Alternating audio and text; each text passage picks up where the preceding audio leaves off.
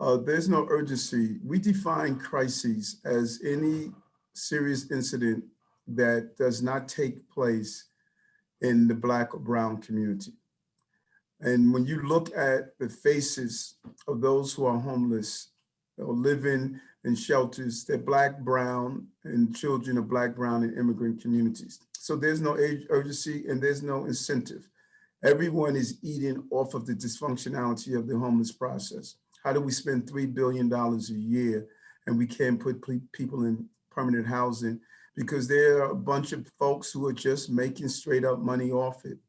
So I'm going to do a number of things. Number one, we must modernize HBD and our homeless services and all of our affordable housing. We need to look at all of the apartments that are available, how long they've been open, and transition people into permanent housing. We will save money by doing that. But even if it's the highest income brackets, that's higher than the person who needs the apartment, if we subsidize those apartments, we will have more people benefiting and we will save money in the process. Second, we have a lot of hotels in the outer borough, oversaturation of the market. There's no reason we cannot repurpose those hotels into kitchenette, studio type apartments where we can put people into permanent housing. Let's free up and make basement apartments legal. Let's incentivize small property owners like me and have them have breaks on their water bill, breaks on their property taxes, breaks on those other areas so they can keep their affordable units affordable. So there are things we could do that's extremely creative to put people into permanent housing. And my experience throughout these last few years have shown I'm on board with it. We have to make sure we're reaching families with the resources they need much sooner. It shouldn't be that you have to be on the edge of eviction or already have lost your home to be able to get rental assistance from the city. So I'm going to dramatically increase the funding that we provide by almost $2 billion, including from the city, the state, and the federal government. And I'm going to make it more flexible to intervene earlier. And I'm going to set aside a significant reserve of that money as a flexible tool, especially for those who are experiencing domestic violence. Because I know from my experience, that is a huge contributor to homelessness of particularly women and children in this city. So that's going to be one critical piece, is getting resources much more quickly. We're also going to need partnerships in our schools, in our nonprofit organizations, in our community-based organizations, because as you well know, you are connected to those city workers, those community organizations in a way that you aren't to our housing agencies or our homeless agency. And we need to give them the power, the resources to be able to get you that money very quickly to help you stay in your home. The other thing, though, is we need a mayor who actually can get the help that we deserve from Washington, D.C.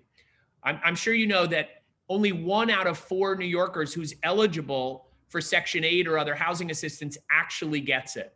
That has to end. I'm the only candidate in this race who's actually worked side by side with President Biden, Vice President Harris. I'm the only one who's helped to shape his proposal for universal access to Section 8. And I'm the only one who knows and works very closely with leaders in Congress to go to make sure we get the help we need from Washington at this point when we are on the verge of an eviction crisis. We need to get people into permanent housing fast. That is first and foremost. It cannot be something that drags on for months to years.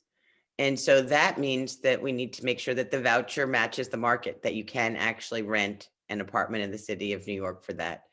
We need to make sure that when there are vacancies at NYCHA, that those are very quickly being rehabbed for new occupancy. It often takes months.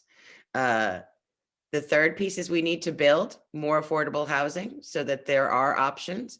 And the fourth is really to make, just in general, construction easier so that there is more housing across the board which will drive down prices. I mean, in the simplest and quickest terms, I would say that I would say a couple of things.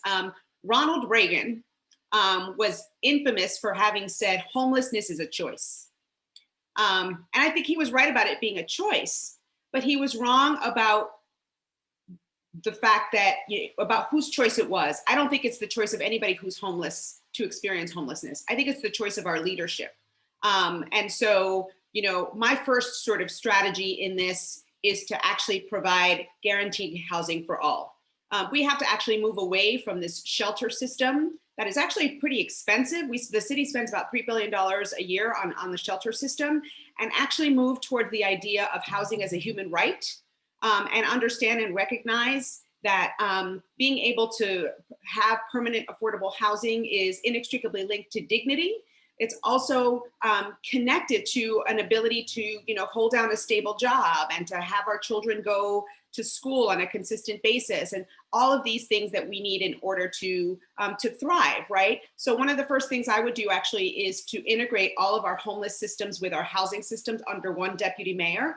I think we made a mistake in segregating homelessness from housing. It has made it possible for us to focus on housing and kind of let the homelessness issue continue to balloon.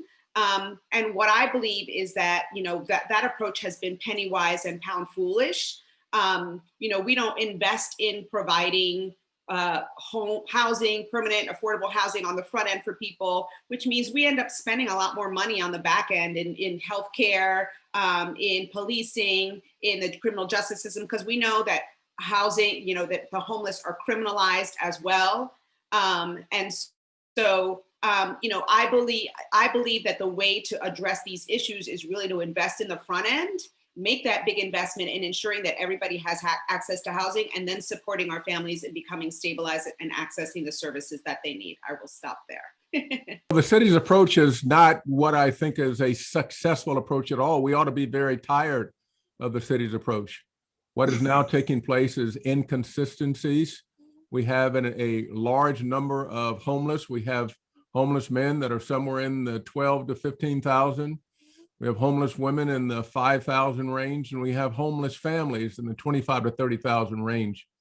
And we have not provided consistent services in many instances as we transition from homelessness to shelters to in between homelessness and shelters. And then what we should be providing is truly affordable homes. We fail on that, and we should be tired of that. We have tier 2 housing where our children are living, no refrigerator, no stove, maybe one microwave, vouchers that don't work. I'm thinking about what is taking place here and what works and so much does not work. And my assessment of this is that we need to at one point make a change and not have it be done by a press release. So my commitment is to take a look at the things I've been able to accomplish and look at the things that I have been able to lead in the midst of crisis. And my plan is, because I'm not someone who's gotten termed out, I'm not looking for a promotion. I haven't worked in any administration. I don't owe anybody anything other than the Almighty and my family, especially my 95-year-old mother. I have a plan with solutions that will take people from being homeless temporarily into shelters, and then finally into truly deeply affordable homes, so that we can live with dignity and have the appropriate services, and to make certain that we have taken care of those who are less fortunate, at least temporarily less fortunate. And let's make certain that we have the services to help those who are the formerly incarcerated, to help those who suffer from domestic abuse, to help those who are suffering from some kind of serial drug abuse, and to help those, which is an increasing number, who have and are suffering from emotional mental stress. We need to make sure that we intervene today. We need to increase in the services that we provide with social workers. My plan when it comes to what takes place in the community is to have an emergency social services bureau. That is a 24-hour, 7-day bureau that sits within the shelters as well as involved in the community. So at some point we have to tire of this. I'm tired and I'm outraged at all the press releases that haven't done anything. I'm gonna be a mayor with a housing first model. So you can't I love housing first. Well, you can't manage homelessness. You need to intervene and rapidly rehouse New Yorkers. The problem with all of the discussions on how to end homelessness is that we keep trying to fix it without homes. So the first thing the mayor has to do is build the housing that we actually need to move people from shelter into true low-income housing. And I have a plan that would make it possible to build 40,000 affordable housing units, but I mean low-income housing units that would include supportive housing. And I believe that's the best way to deal with the homeless crisis, because at the end of the day, if we don't have homes for the homeless, then all we're going to have is homeless. And that we need a model now that's going to build housing. Bill de Blasio, our mayor, built affordable housing, but he built more housing for families of three making $150,000 a year than families of three making less than $40,000 a year.